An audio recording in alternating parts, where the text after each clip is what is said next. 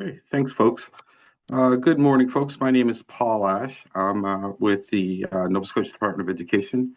It's my pleasure today to present some information to you on the 30th anniversary of the BLAC Report. I am joined by three other colleagues of mine. Karen Hudson, who is the president of the Black Educators Association, Shaniqwa Thomas, who is the chairperson with the Council on African Canadian Education, and Sylvia Parris-Drummond, who is the CEO with the Delmore Daye Learning Institute. Thank you very much for joining us this morning. Each of us are going to take our turns in terms of presenting information on the Black Learners Advisory Committee, looking back and looking forward. And there will be an opportunity at the end of the presentation for individuals to ask questions. So we're going to jump right into this.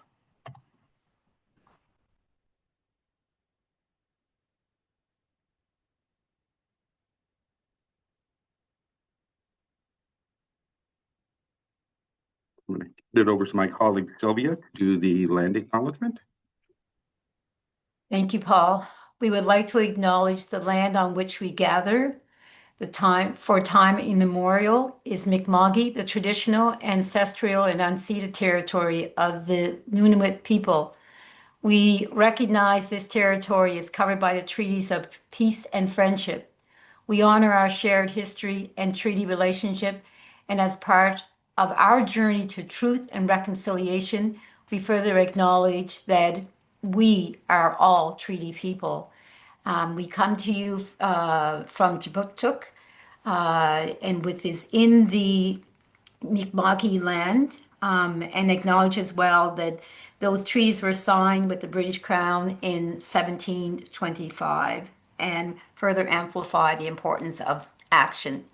We also want to acknowledge a people's affirmation.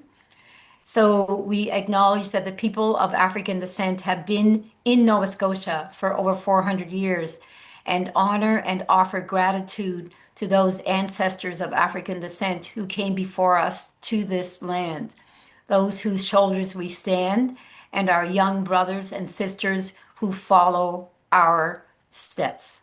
Thank you. Karen, I'm going to pass it on to you. All right, thank you, Sylvia. So, morning.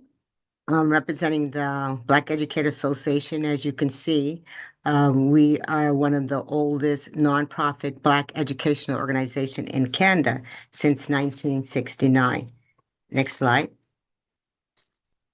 So this here I wanted to, because we're looking at the 30th anniversary of the BLAC Report. And because we're dealing with education, I want to just give you this quote that comes directly from the BLAC Report. And it states that discrimination affects the Black learner in different ways and at different levels, but the long-term results presented throughout the report reflect the failure of society and the inability of the educational system to address the needs of the Black student. And so I start off with that before I actually talk a little bit about the mission of BEA, if we go to the next slide. So BEA mission is to monitor and ensure the development of an equitable system so that African Nova Scotians are able to achieve their maximum potential. And so from the first slide that you just saw earlier talking about the statement, it actually sets it up greatly in terms of what we're trying to do within the Black Educators Association. We're trying to create structures within schools so that our children feel that they are able to be their best version of themselves. And also we're trying to address issues of exclusion and looking at sometimes how they're not reflected within the curriculum.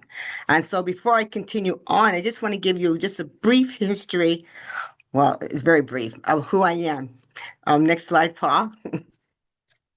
So I decided to start off with these individuals because within the Black Educators Association, and for myself, coming from the community of Cherrybrook Lake Loon, which is one of the historical Black communities within Nova Scotia, one of the things that I was not very privileged to have until later on when I went to junior high was the Culture Winners Youth Group.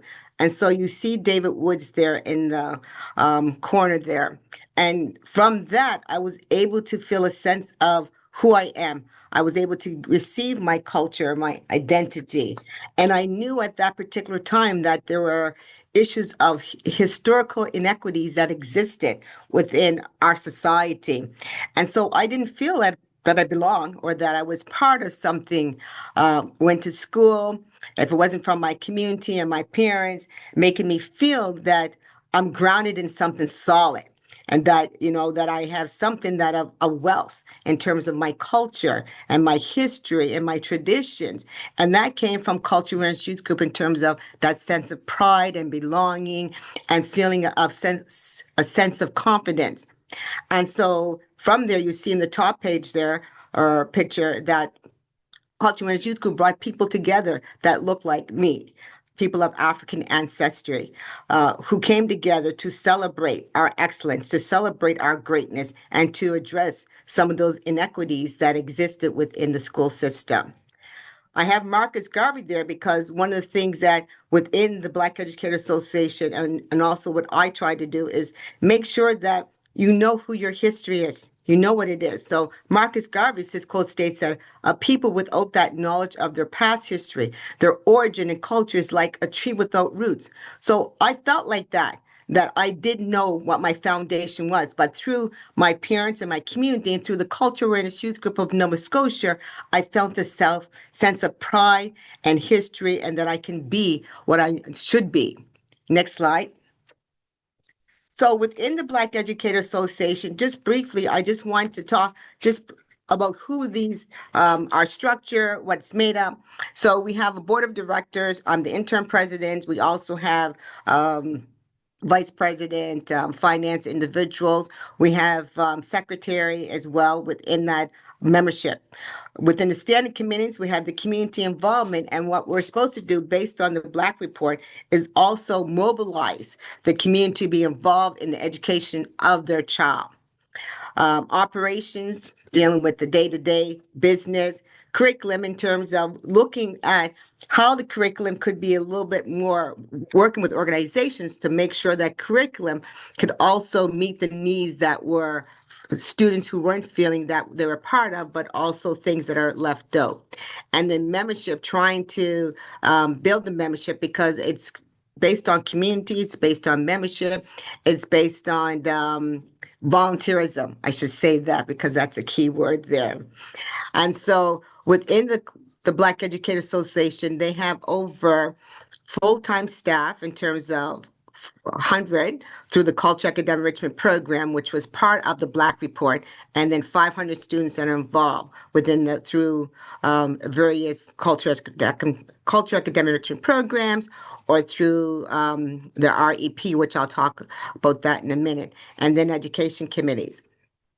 In the programs, you see, we do have the adult education programs, the regional educator program, which was part of the BLAC report, and it spoke mainly about how we're supposed to liaison with grassroots organization, monitor some of the policies that exist, be a voice and advocate for issues that could be happening. Can we go back to that? Sorry. And then also support and assist our Black learners. So the Regional Educator Program was also part of addressing that underrepresentation of some of the things that were happening within our school system by making sure that our children and our communities were represented. The Culture Academic Programs, we spoke about that a little bit earlier. That was, again, looking at the implementations of some of the programs that were not being taught, how students could build on their math and literacy skills and also that culture identity piece. And then we have the summer camps program, which looks at the math and skill, supporting of the education committees, our spelling bees, and being advocates for Black teachers. Next slide. So within that, we know that based on the BLAC report that we're not represented within the curriculum. And so the goal was not to be a piecemeal. We know that historical marginalization does exist. So we're looking at systemic change. And so the lack of representation, meaning in terms of role models, not just within curriculum, but those individuals who are providing that instructional piece to our students. And then again, having more community parental involvement, which is critical as well. Next slide. So Lisa Delpit, she said this: first, they should recognize that, meaning school system, that the linguistic form a student brings to school is intimately connected with loved ones. So that's community, that's family, and personal identity, going to culture and history. Next slide. And I put that there because it gets nicely into the work of the BLAC Report. So even though it's 30 years later, there's still an urgency in the work that we do, because we have to address the issues of how race is centered in the discourse, in the conversation. And when we look at within this work here, we're talking always, we want to talk about achievement gap, test scores, but there are issues that we need to deal with before we even get to discussing achievement gap. We have to make sure that we're having some critical conversations about race and how race plays out within our education system. So we need to support our learning environment, provide adequate resources, develop those intentional relationships with students and teachers so that they can feel that they're part of something. We have to make sure that our learners feel that they, have a right for, dignity, that security, self-development, all those things that we want to make sure that they feel proud about who they are and self-confident. And that the success of all our students will develop with changing the mindset, using the language, referring to African Nova Scotian learners, because what they bring to the conversation may be different from other students who are coming. But the whole thing is that they all can learn, but maybe we're looking at different ways that they learn. Community involvement and the rural areas, making sure that we involve, that we do not forget that our community stresses a stretch, not just within HRM, but also within Lakil and Tracadie, also thinking about the valley areas, but thinking about our rural areas and the uniqueness that they have. Collaboration in terms of who we are and bringing together our organizations, which we're doing today, which is great, but also addressing that incorporation of that African Nova Scotia culture and history. And then again, looking at learners first. And when I say looking at learners first, I'm saying that we have to really look at their racial culture makeup, look at their identity so that they feel that they are part of something bigger than this. And so we have to, as a Black Educator Association, try to create a conducive learning environment. And this is also not just for us, but also for the education system that we live within, so that all students can feel that they're powerful, that they have a right to be there, and that their history and culture is being acknowledged. I think that may be it. Thank you. And now I'll pass it over to Shaniqwa. You, Karen. So I represent CASE. I'm the chairperson or chairwoman for CASE. And so we build off of the Black educator. So I'm not going to go through. Karen did a great explanation. Thank you, Paul. You can hit the next slide. In a nutshell, CASE's role is to promote the rights and interests of African Nova Scotian students by providing recommendations to the Minister of Education on programs and services in public schools and adult education. And so as Karen just noted, from BEA and what the history we kind of formed. And so I'm just going to quickly go over. So starting in 1989, there were fights, racially motivated fights, and disturbances at Cole Harbour High School in Dartmouth, which sparked nationwide attention and debate on the issues of racism in the Nova Scotia education system. An ad hoc of Black educators and community leaders and organizers convened and to discuss racism, the education system, and what happens when you merge both of them. And under that, members of government, which included the Delmore Buddy Day, or Mr. Delmore Buddy Day, those sparked that started conversations, and then in 1990, discussions and negotiations between the ad hoc delegation and the government accumulates the formation of the Black Learners Advisory Committee. That was a 10-member task force and mandated to conduct a review of both the past and present status of the education system of African Nova Scotian students, then recommendations for improvements to the education system and to the identity and strategy to identify, for improvements to the education system and to identify strategies to meet the educational needs of all African Nova Scotians. I just realized I didn't do an introduction. I will I will click to that after the slide. Sorry, guys. And then in December of 1994, the Black Learners released the BLAC Report, which is still, I would always advise anyone who's looking at education or looking at just understanding the history of African Nova Scotians and why we are so distinct, but just as it relates to education, that BLAC Report is still fundamental today as it was 30 years ago. And so it is a great report to read. And then in June of 1995, the Nova Scotia Department of Education and Culture released the response to the BLAC Report on education. From that, in January 1996, the Council of African Canadian Education was legislated. So we're in the legislation and included in the Education Act, I believe it's, and so CASE is, as we're legislatively mandated to serve, as I said, to serve and promote the rights and interests of our African Nova Scotian learners, as well as the staff supporting them. And so, as I said, our rich history that began with the Black Learners Advisory Committee formed as an ongoing struggles to racism. And so going back to sorry, I'm just reading my notes. I sound like I'm all over the place, guys. I'm sorry, Shane, for translating this. So in 1998, we had our official ceremony that introduced us formally as CASE and as part of the African Nova Scotian educational infrastructure. Again, as we're legislated, we are part of the core group. And so we report to the Minister of Education with our recommendations, but through that, we also have our partners, which include the BEA and the Delmore Daye Institution. And currently, PATH is one of another individual we look to. We hear from our regional educators. And so we take everything from our communities that we're seeing and hearing, and we report back to the minister, but we also, as advocating for rights, we hear a lot of if new policies are coming out, new programs, or a new way of that the education system wants to address an issue, we normally also offer our insight through consultations to those.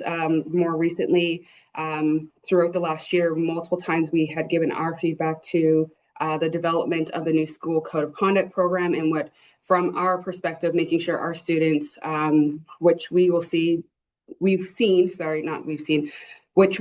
statistically at higher amounts when it comes to school suspensions and school, in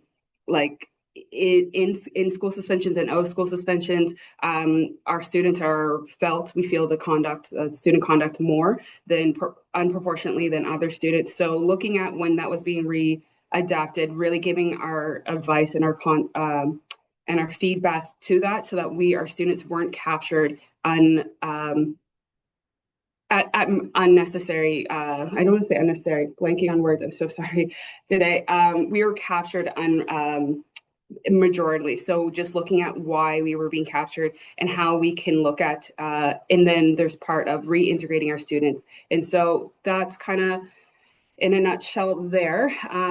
Sorry, I'm going to take the time to introduce myself. So I'm sorry for feeling, I guess, unscrambled. So apologies for that. But I come to CASE as a Crown attorney. I work in the Dartmouth office, in the Halifax office, Halifax Regional Municipality. I do have a background. I have a master's in education, looking at social justice in education, and looking at the disability studies in particularly, and how that can alienate and isolate our students, African Nova Scotian students in particular.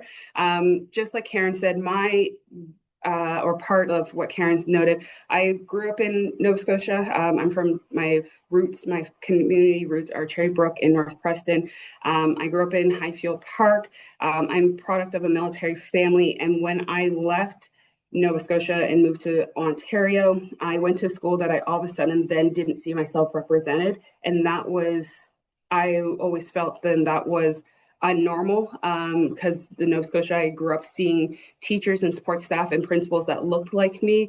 And then when I went to Ontario, I really started to feel that void of being the only one and feeling like I was having to combat racism. I don't want to say that I didn't experience it in certain situations, but I experienced it in schools when I was the one or only few. And there's a moment that was trivial to me, that I was called out and almost penalized, as much as I was telling the principal that I was not the individual that was caught in a fight, because the only identification was that I had braids in my hair. In grade 4, that the principal was ready to suspend me, and it wasn't until when they brought the student that said that they had been beat up and assaulted, that when she said that's not her, that the principal then excused me to go back to class. And so I had parents who fought for me and definitely held that out and held that accountable. But from then I started to realize what my interests were, looking at the law and understanding the school to prison pipeline. I find school is the most important to keeping our kids I want to say not just productive, but that's where we form such strong bonds in our self-esteem and what we want to do as we go forward. And so that was how I came to the education and came back to it. So next slide, please.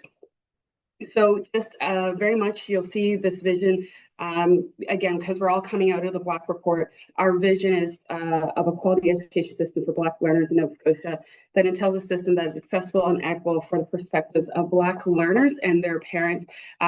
Black learners, we have now, as we've distinguished later on, I guess that's a change from 30 years ago, in particularly, CASE looks at African Nova Scotian students and learners in our support systems. We acknowledge there's other African distinct bodies and communities, I say bodies, but students in the system. And so we try to speak for them, but we, through our board, we again acknowledge that we are our distinct histories. And so I just want to note that language there, and their parents. I guess that is also when we think about achievement gaps, like if we're going to speak for our interests of our communities and our students, we also acknowledge the support systems, who's there in the schools, support workers, not just teachers, but who are also there to deal with any issues that may pop up or not, looking at, say, even the smallest thing of the food, what's in the classrooms and where individuals get a sense of pride.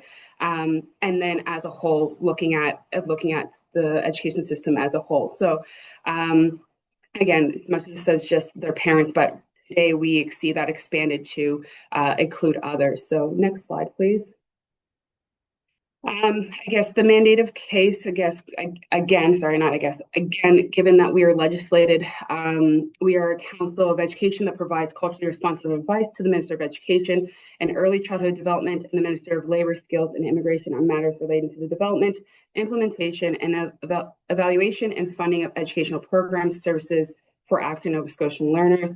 Our council is made up of 17 members. I believe last time, I think we are almost at full capacity. We have a few seats open. We have 4 provincial organizations, and these are because of how CASE was founded and how we came to be. So BEA, the Black Educators Association, AUBA, the Atlantic United Baptist Association, Black Cultural Center, and the DBDLI, Delmore Daye Learning Institute. We have 7 regional representatives, so from Cape Breton, Halifax, Dartmouth, Yarmouth, South Shore, again, to make sure we include and we capture all across the province.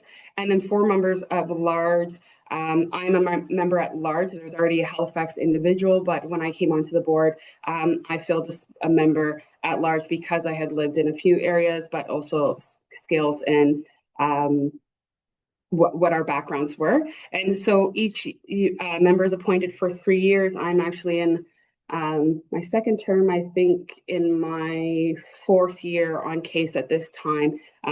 So at the end of your 3 years, not every case member decides to come back, but some will decide to come back, or if they're like me, feel like you're in the middle of pushing for something, want to see it to the end. So next slide, please.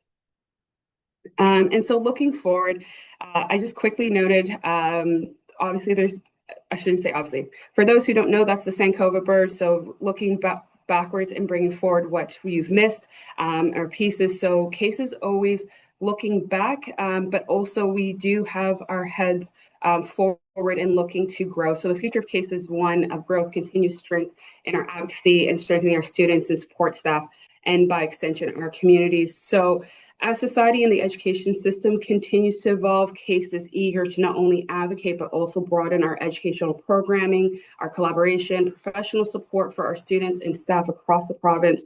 And we tend to do so by fostering a meaningful dialogue, promoting additional supports, looking at what our best practices are and challenging those. So not just getting complacent, and championing for systematic improvements every step of the way. And also when we hit the yellow tape or the red tape in bureaucracy, cases not scared to make sure we challenge for the better. So we'll continue to evaluate the quality of our education and the experience of our students and our support staff receive. And so I believe that is everything. That is our case email. If you go on, you can, if you have any questions further.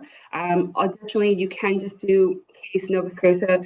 You will find our webpage, and if you can also send us questions, and those come directly to me, and at point we will let you know if it's something that the whole case board will speak to and then get you an answer back, or if it's something simple and quick, I can answer it as chairperson. So that is everything for me. So I will kick it over to Sylvia.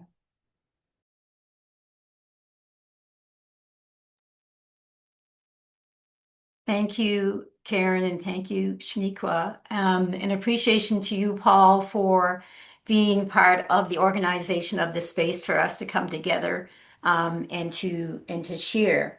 So we can go to the next slide. I want to kind of continue the theme of folks in terms of sharing kind of a bit of our story that make it contextual in our identity. So I am from the community of Mulgrave, which is in Guysborough County. Particularly Meadowbrook Hill is the identified Black community. And I resonate with Shaniqua saying kind of one of in many classrooms is what my experience was. A proud African Nova Scotian, 8th generation, I identify as. And in terms of the family and what Karen shared with us about like how we weren't able to access the learning about our contributions and our history. And for me, just to connect with something that we are doing a stronger job on now, we in the larger system, talking about the number 2 construction, the Black Battalion, and its origins of being unearthed, attributed to Mr. Calvin Ruck.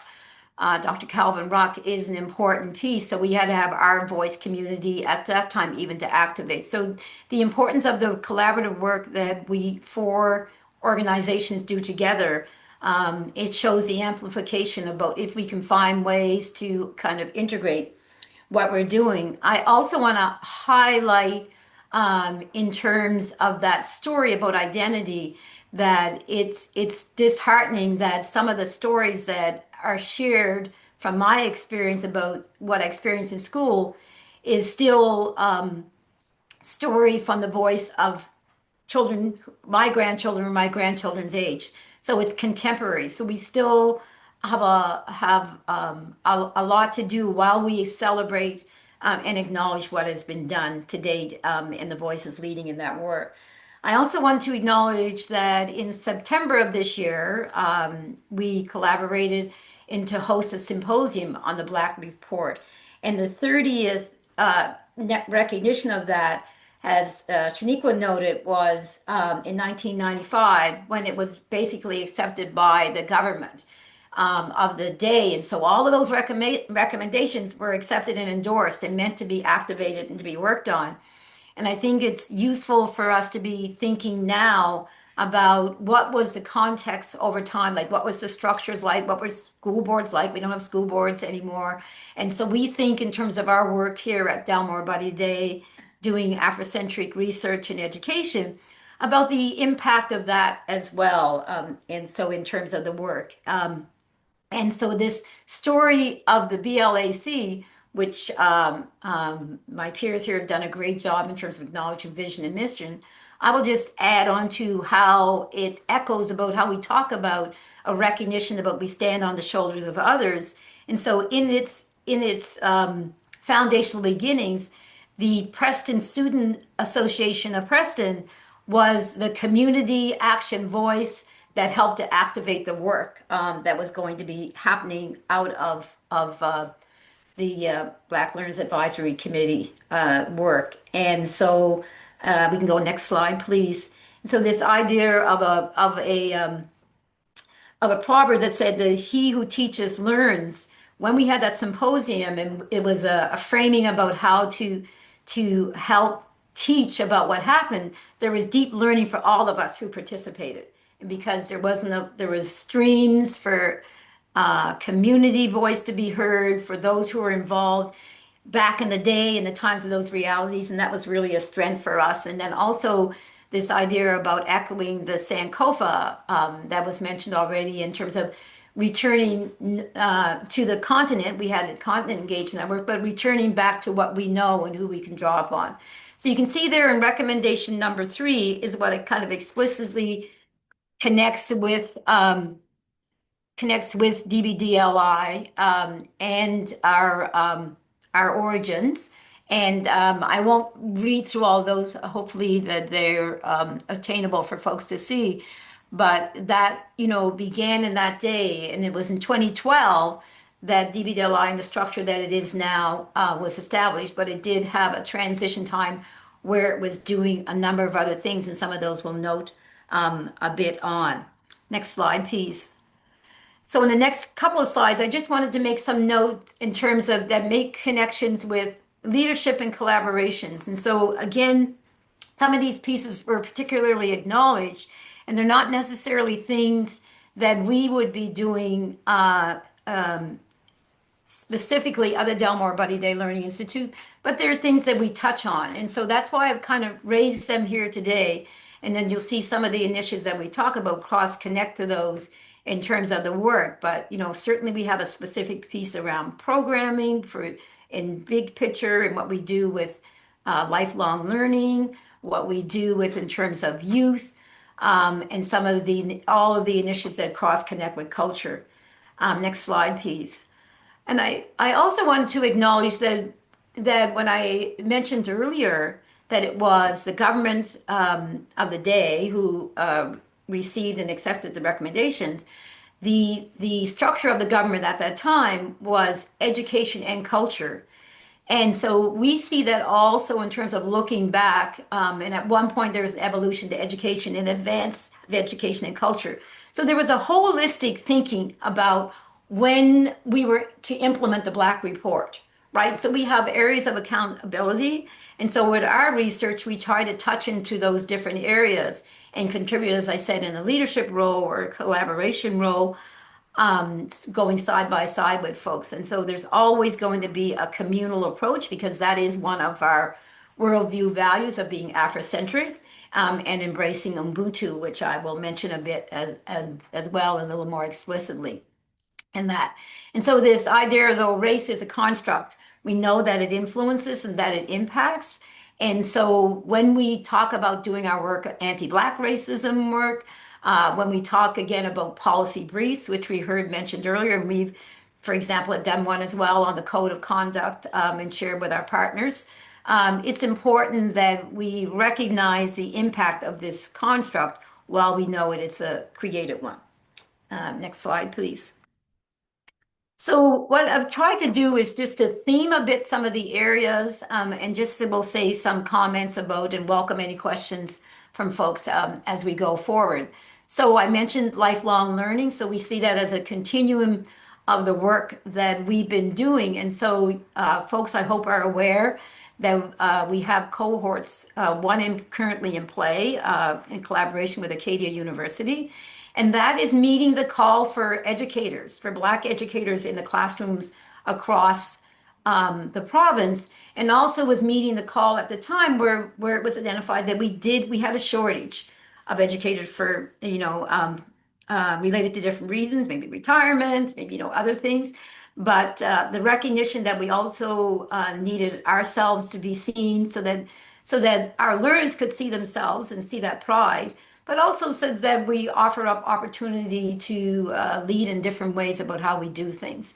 And to my comment around seeing a more holistic piece about what is going to impact and bring change for our learners, but in terms of the focus of the mandate of DBDLI, but it's going to benefit everyone more broadly. You see an example there of a project called Mindful Black Journalism, and that's a mentorship piece. So a lot of times we're influenced by where we see ourselves social, right? So in social media, you might think about right away, but also in media. And so there's this way of impacting our identity that we think that if we can be helpful around this point, so how those stories are written, is one way into that. I'm going to say a bit more about Ubuntu pedagogy a little bit later, but we also have an e-learning platform where, for example, we hosted an environmental course with appreciation to Louise Delisle, for example, for pointing us in that direction and then being able to work with folks to help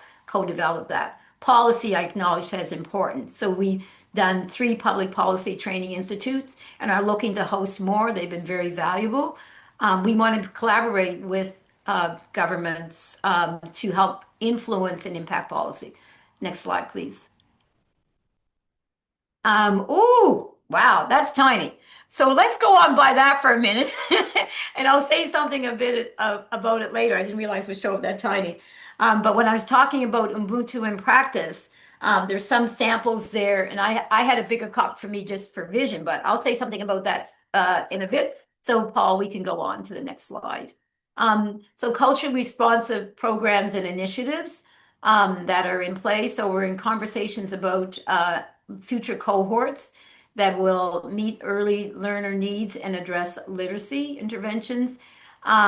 We have coming up to the 20th anniversary of the history challenges. The African Nova Scotian history challenges were started as a means of innovative teaching to collaborate with educators so that they could look into the history, culture, and heritage of African Nova Scotians. It provided an opportunity to do localized research, participatory action research, as we call it. The Ancestral Roots Summit is a way of valuing our connections and our roots, as in the naming, and it's something that we do with all the regional centers across the province. As you know, we're focused on research as well as education, and so our Researchers of African Descent Network is a way for us to leverage our knowledge space around Afrocentric research and to help folks introduce their offerings and their knowledge in a way that is structured and is also a framing for folks to be together and support each other. Next slide, please. Identity and belonging is you can see from what we've talked about in our beginnings, like where we come from. It's our voice. We want to speak in our voice. We're focusing a lot on mentorship, and we do that through our youth programming. And we also have the elder circles, which is a way of valuing those voices. The elder circles is a collaboration with 2 universities, as well as localized done. And I wanted to mention the Solar Education Project. Again, has a way of something that talks about in a broader way around how we can show value, how can we show contributions, because when we do these type of projects, we're always able to find people in our communities who are doing these things, who have some knowledge in these things. And I think it's really important that people have a chance to know that so many of these things, they may not have been valued by other folks about what we were doing in community, but they were happening and that we were contributors to that experience. And we've also talked about reimagining our physical space. So we're doing more in our physical space here. We have a collaboration with the Culture and Academic Education Program for an offering here that we launched into. We also have the space so that you come into it. It's a deep learning space. physically there as well as online. And I think we can go to the next slide. So don't do your QR code scan yet. I know you're all excited to do it. Just hold that for a minute, and hopefully that one will work. But I just did want to say something about the Ubuntu in practice.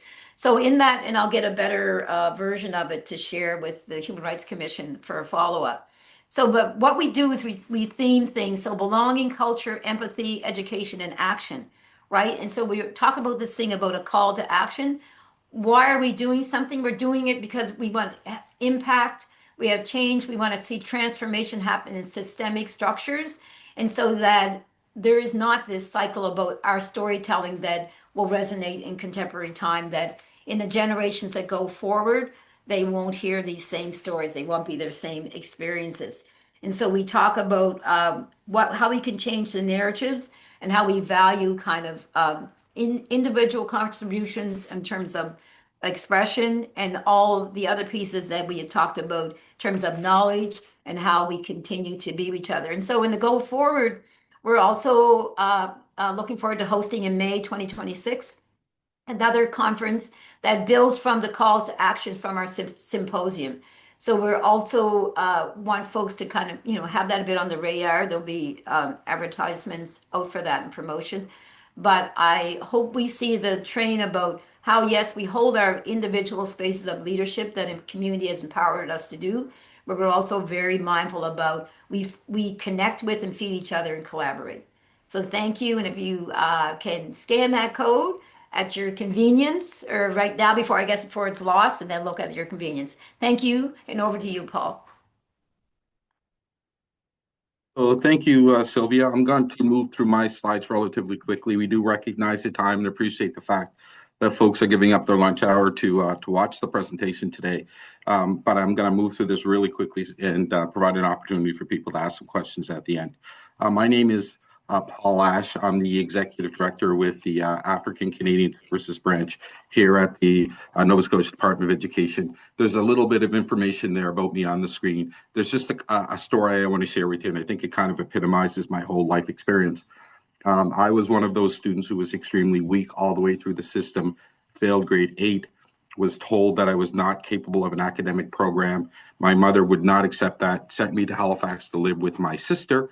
While I was living with my sister, was mistakenly enrolled in a gifted program at Oxford School.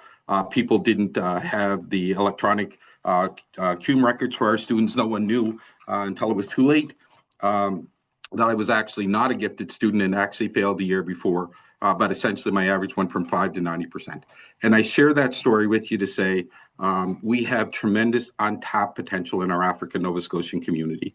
And I think Nova Scotia has a responsibility, not only a responsibility, I think Nova Scotia needs to tap more into the potential that exists within our community. I had an opportunity to come back to my community a couple of years later and eventually started my work working as a regional educator with the development of the BLAC Learners Advisory Committee back in my own region, and eventually returned to those schools as a principal later on. So to give you an idea of the untapped potential that exists, there's all kinds of other information there. I do want to share two more things with you as well. One is my grandmother was actually the principal at the last segregated school in Canada, a place called Lincolnville in Guysborough. And the second is my mother, Norma Ash, was actually the first graduate of high school in Guysborough County.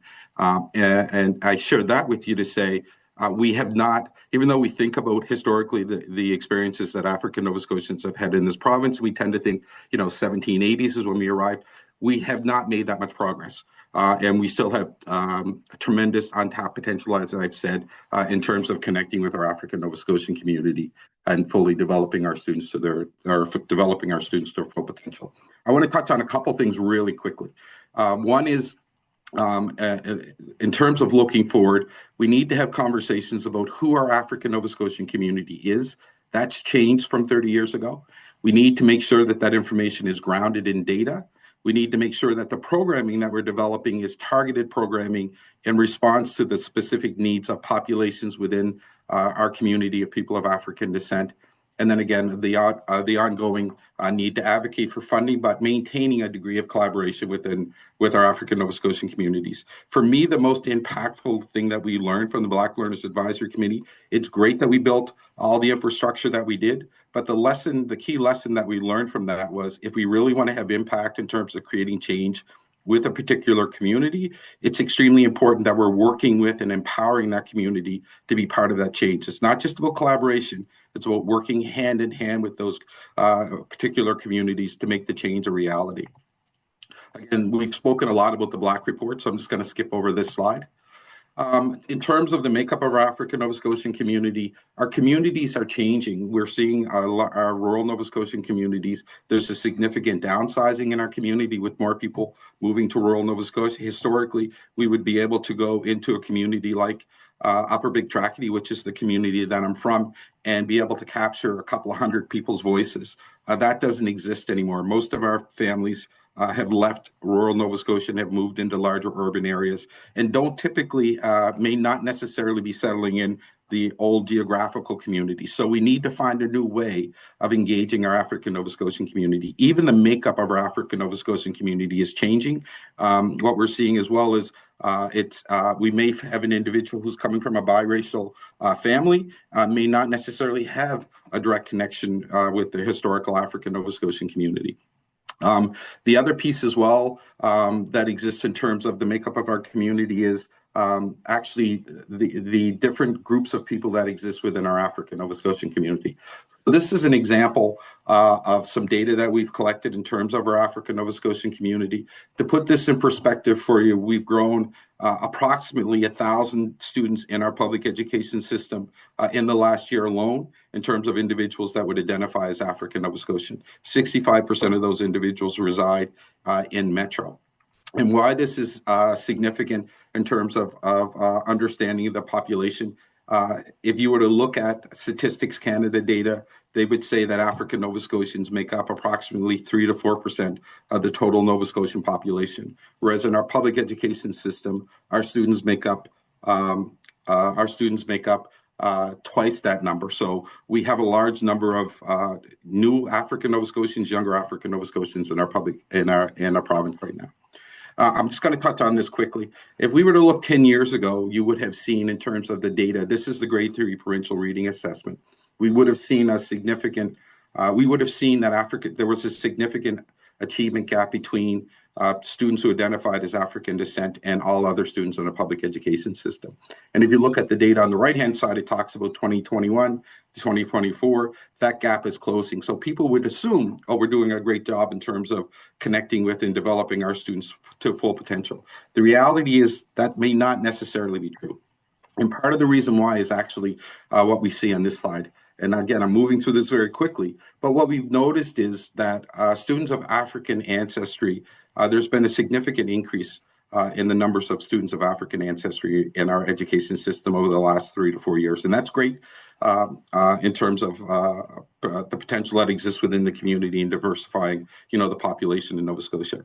But when we're combining, when we look at those students, specifically students of African ancestry, they tend to be the highest performing students in our education system in multiple categories: academic performance, student attendance. And when you look at things like code of conduct, fewer incidences occurring with those populations. The exact opposite exists for students, for what we're identifying as African Nova Scotian students, so those students of students who have historical connections, Black Loyalists, Black refugees, et cetera. When we combine those populations, we end up getting what we think is a false narrative, where it looks like, as an example, we're closing the opportunity gap, or we have fewer incidences as it relates to the code of conduct. But when we actually begin to break that data out, we understand that we may actually be getting worse in terms of engaging some of our African Nova Scotian community. So it's extremely important that we have accurate, detailed information to be able to make informed decisions about the impact that we as a public education system or any other department in government is having on our individuals of African descent or African ancestry and African Nova Scotian individuals. The other thing as well, again, I'm moving through this quickly, but the other thing I'll say, I just want to highlight very quickly, for us as a community, we need to begin having deeper conversations about what does it mean for individuals of African, in terms of identity development. So for individuals who've come to this province within the last 10, first or second generation, there tends to be a much stronger connection with a country in which the individual has originated in. Whereas for African Nova Scotians, our connections tends to be much broader to continental Africa. So we need to have conversations specifically as a community and understand and respect the differences that exist even within our own diaspora, so that we're able to communicate with each other. We run programs, soon to be Dr. Hudson. Karen has a program running at Auburn High School called an Afrocentric Cohort. She piloted it for the first time in Canada. Amazing program. We put students of African ancestry together, but we don't, and I'm sure Karen can speak to this, we can't make the assumption that all of those students have a connection with each other just because they're Black, because they may have different lived experiences where they're coming from. So there needs to be some cultural connection that happens even within the African diaspora within Nova Scotia as well. Here's the other thing about targeted programs as well, and this is actual data, and I'm going to stop on this slide and open it up for questions. But when we develop programs, we need to be very intentional about the program. And this is actually data that we were looking at with a post-secondary institution, where we're interested in increasing the number of students of African descent within this particular program in a university. And in that program, students of African ancestry made up 5% of the total population. And again, it's important to understand within the Nova Scotia context, when we look at the African diaspora, people of African ancestry, 1 or 2 generations, as an example, in Canada, would make up approximately 30% of our Nova Scotian population. They represented 6% of the total students enrolled in this program. African Nova Scotian communities, who make up approximately 70%, represented 2% of the total population of individuals in that post-secondary institution, and 0.7% of the individuals actually enrolled in the program. The university or the institution said, we need to develop a program for people of African descent. And the challenge is when you develop these types of initiatives and try to be all-inclusive or not specific enough, you actually tend to have more increases for individuals who are overrepresented and no movement for individuals that are underrepresented. So we need to be very, very specific in terms of identifying the populations, even within the programming that we hope to offer. Again, the other thing as well is this is not to be exclusive to say that we don't need to focus on individuals of African ancestry. We need to focus more on individuals, African Nova Scotian students. That's not true. There are different issues that exist for different populations. As an example, a number of years ago, we had a population, South Sudanese students move into our public education system coming directly out of refugee camps. Because we weren't distinguishing the different populations that exist within our system, we didn't have a targeted response for those individuals. Some of those students had never gone to school. Some of those students, French was first language. Some of those students were dealing with trauma based on the situation in which they came from. So it is very important for all of our populations to be very targeted, to be very aware of the populations that exist within the African diaspora and be very targeted with our programs. The other interesting piece of information is Dr. Carl James out of the University of Toronto actually produced a study about 3 years ago that said by the 3rd or 4th generation, what we would call newcomer Canadians or individuals who are here for first or second, their children actually present the exact same way as historical populations. And all we need to do is to look at our colleagues in Ontario to understand how that impacts in terms of our education system or our community services system or any of those systems in which we're supporting. So it's equally important that we address the issues for those that are most impacted right now, because eventually that's going to impact everyone the exact same way, whether it's your grandchildren or your great-grandchildren. So I'm going to stop there. And I just kind of wanted to, the last thing I'll say is this. We need to understand, I'm going to stop. We need to understand, we say we understand that treating people the same is not treating them equitably. But we insist on being a system that's very transactional and not relational.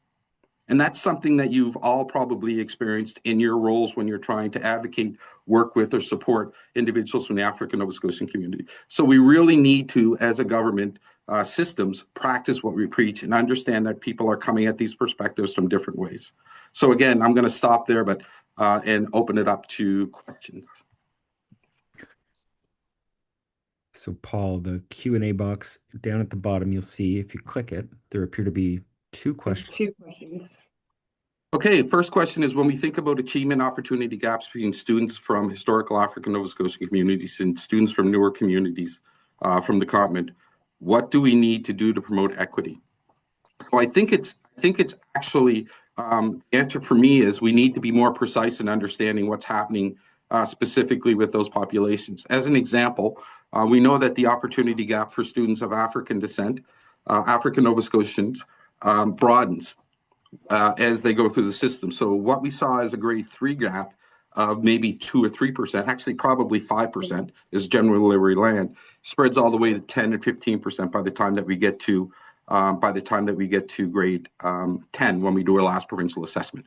But what we also know is our African ancestry students start higher than our general population in many subject areas in grade 3, and actually by the time that they're doing their grade 10 provincial assessment are actually dropping below. So there is an impact. We need to understand what's happening specifically with those two populations. One is broadening and then the other one is declining.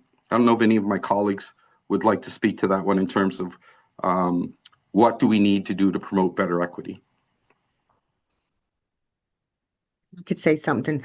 I think that when we talk about like student disengagement, why things are changing or not happening to what we would like, there are some things that we think we look at our immigrant community or people, our newcomers, who are part of our family now, of African ancestry.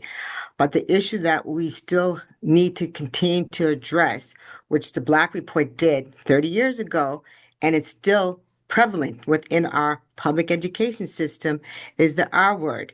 We have to look at it a little bit in terms of institutional racism, systemic changes that have to be deliberately made. You talked about being intentional.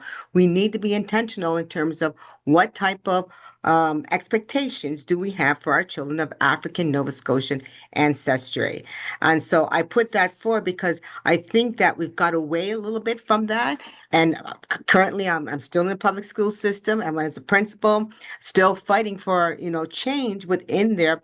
But we always seem to correlate the disengagement with achievement, forgetting about that there's other issues that exist within our school system. So I just want to say that as to put that out there in terms of the radar so that we can start to address that as well. And don't forget to think about the high expectation that we need to have for children, like we had in primary. What happens when they get to junior high, middle school, and to high school? Like, we need to make sure that we're making individuals accountable for the type of delivery that they're giving to the children, and that, we're asking the question, why? Why are things not changing at the rate that we need to change, and that our students are still lagging behind other students? Yeah. There are some great questions. I don't know if we're going to have time, so I'm going to jump in. There's one question that says, are we looking at data from our community college? That is coming. Case just had our meeting with the minister literally last week. That is coming. Those data are coming. So I don't mean to not answer that. But the next one says, can you break down the importance of an intersectional lens in this work? So one, my understanding of intersectional lens is rooted in Black feminism and intersectional work. So when we look at, say, I want to say the opportunity gaps, or even just tying that into data from community college, and if I'm looking at students from case perspective of going and building on what Sylvia has noted to our cohorts and our students, when we look at, I guess, let me just say I'm an IB&M. I went to Dalhousie Schulich School of Law. My cohort, there were 12 Indigenous and African Nova Scotian students, 6 Indigenous, 6 African Nova Scotians. I was one of 6. But as much as the receipts for a scholarship selected, when I looked to the rest of my class, there were not a lot of people that came from other backgrounds. So if we look at just the issue, what the first question of the opportunity and achievement gaps, and we look at how there's a gap, then we look at who's getting these professional roles, who are our teachers, who are, I will say, as an African Nova Scotian, I am the only ANS crown in HRM. That is a large office there that is to service such strong Black communities. In the criminal, I have a ton of friends or a good handful of friends that are in corporate world or private sector, but criminal, there's a handful that went defense and not a lot of crowns. That's when we look at those and looking at the intersections, and we think about why are we not seeing students there. The intersectional lens has to be why did a student not get to university? And I can tell you that there's students, and I know of students who had to drop out at first year because, there's one student in particularly, he dropped off of SMU. He had out of St. Mary's University, had a full ride because of football, had to quit football because he needed to go home and work to support his mother, who was a single parent with 3 other siblings and himself. So when we look at why our students are not there and what we can do, intersectional lens is, you have to have that lens in ultimately our work. And I know I'm hoping I'm being transparent and clear in this line of thinking. But when I look at how the student got and broke so many barriers to get to a full ride in football and get there, and coming from a large community who from up home, which be in North Preston, who had a lot of opportunities for violence to be surrounded, and then made it only through first year and had to because of bills needed to get paid. That's what that intersectional lens, when we're thinking about, as Paul's noting, students who aren't doing well in school, why are they not doing well? Is it because they're not being fed, and that there's other things that just isn't call CPS, right? And then it's not someone taking it. It's looking at it from a holistic, but looking in and then going out. So I think intersectionality, looking at the cross from everything, plays out significantly. And I think we would be naive to not think about our lived experiences as well as the opportunities of what society is looking at. So I think sorry. No, I was going to tie this in when we think about parents.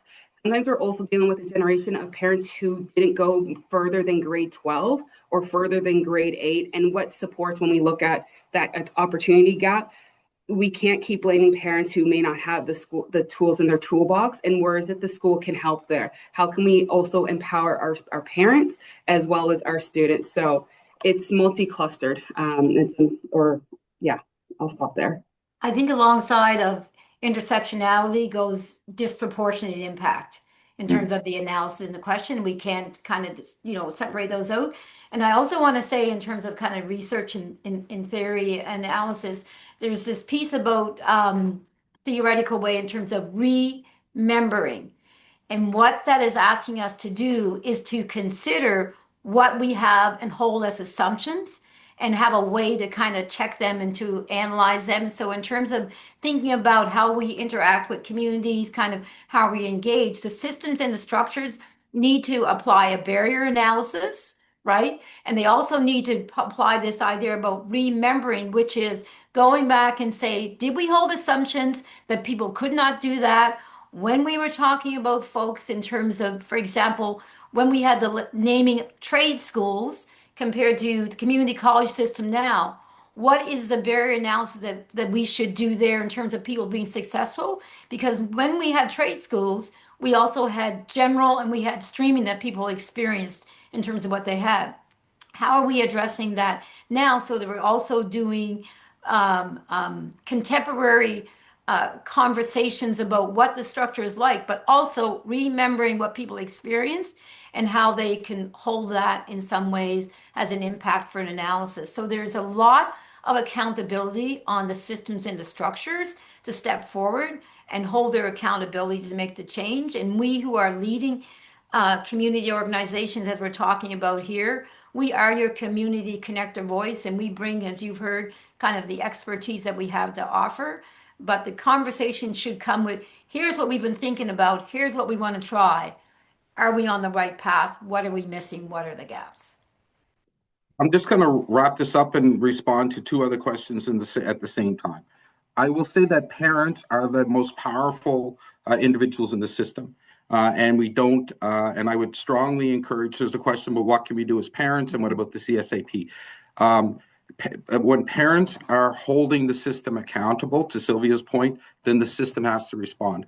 All of the data that I've shared with you, schools have available at a school level. So looking at code of conduct, how many incidents have we had, that there's a requirement to break that down. Looking at disaggregating any assessment data that's happening. So simply joining things like a school advisory council, encouraging other parents to come, because that way you're not feeling isolated, and then actually going in and asking the questions to hold the system accountable in terms of, have you disaggregated? How are you responding to the needs of our learners in these areas?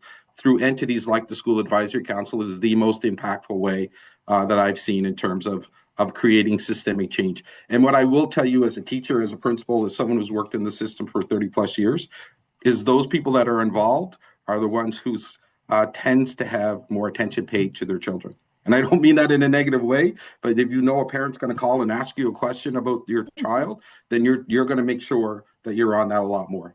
I'll turn it over to any other colleagues that want to respond to that, and then we're just going to wrap this up, if that's okay. I would just say 100%. something.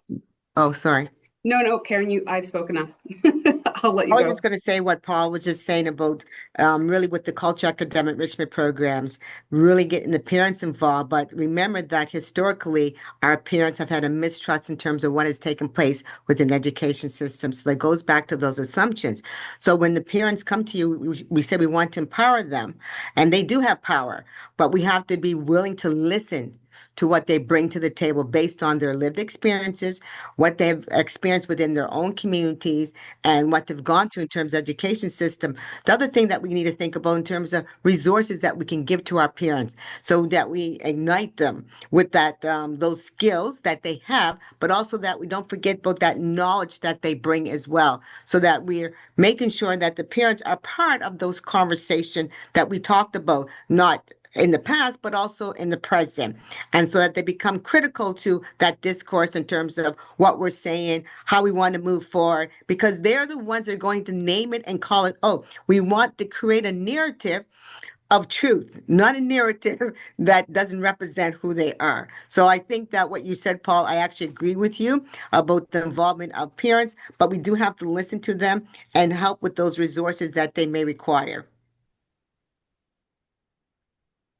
I think I'll just wrap up and say, for those who are here and those who are not here, if you're hearing things, be an advocate. I think going back to my own story, I had parents, and when I went home and I had parents who broke the chain of cycle, and they were doing it on their own and didn't know what they were doing. But when they would ask me the question of how was your day, and I said, hey, I was pulled into the principal's office and I sat there for 30 minutes and I was crying and I saying it wasn't me. And even though the principal's like, well, you're going to be suspended. And it wasn't until that little girl came back in and said, I feel it in my voice because it's so strong, that's not who hit me. That's what I was believed. And that's why it doesn't matter. So I think we all play a part as from community in the sense of like, if you're hearing things in the community or that's happening at like your church, and we know, and that's something I love, it takes a village. But also to lift as you're climbing. You might hear something of Sarah from down the street and you're like, you know what, that doesn't sound right, but I know this person. You need to go take that over there and you need to do this. Like, I think it's always advocating and knowing and using those resources. And also it's us at the table who we're seeing who's at the table and saying who's not there and making sure we pull them to that voice and say, you need to come here so that their voice is heard. Because when you're not at the table, that means you're on the table. So I think it's community work, and it's going to be work that we can continue to do for the next 30 plus years. I'll just jump in. Jeff Overmars here with the Human Rights Commission to say thank you, Shaniqua, Karen, Sylvia, and Paul. I know each of you have other places you need to run off to be. Thank you for addressing this important topic today. For those that were unable to attend and for others attending, this recording will be posted to the Commission's website within a few hours, and I encourage you to share it within your communities. Thanks once again to everybody, and all the best with the rest of your day. Thank Thank you. you.